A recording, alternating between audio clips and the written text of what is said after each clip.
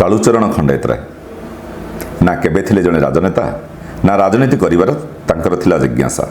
आजिर पंकिल एवं कंटकित राजनीति करने ना तांकर थिला इच्छा ना आग्रह। सदासर्वदा निजर कर्म और अध्यवसाय को गुरुत्व देउथिबा खंडेतराय धीरे धीरे निजर अध्यवसाय बल समाज जड़े प्रतिष्ठित व्यवसायी भाव में निजक गढ़ी तोड़िले।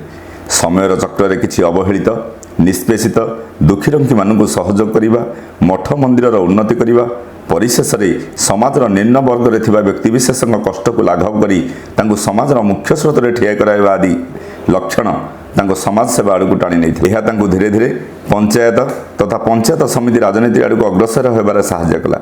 यही सब कार्य थी संजोग क्रमे भारतीय जनता पार्टी भली एक जातीय राजनैतिक दल माध्यम समाज सेवा को द्विगुणित कर सुजोग मिला।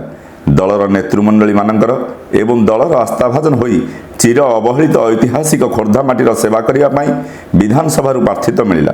तापर श्रीजुक्त खंडेतराय पछकु न फेरी खोर्धा राजनीति में निजक नियोजित कर प्रथम लड़ई प्राय 75,000 जनसाधारण आस्थाभाजन होई एक रेकर्ड सृष्टि कले। निर्वाचन पराजय वरण करने पर भी श्री खंडेतराय पछकु फेरी चाहि नाहांती।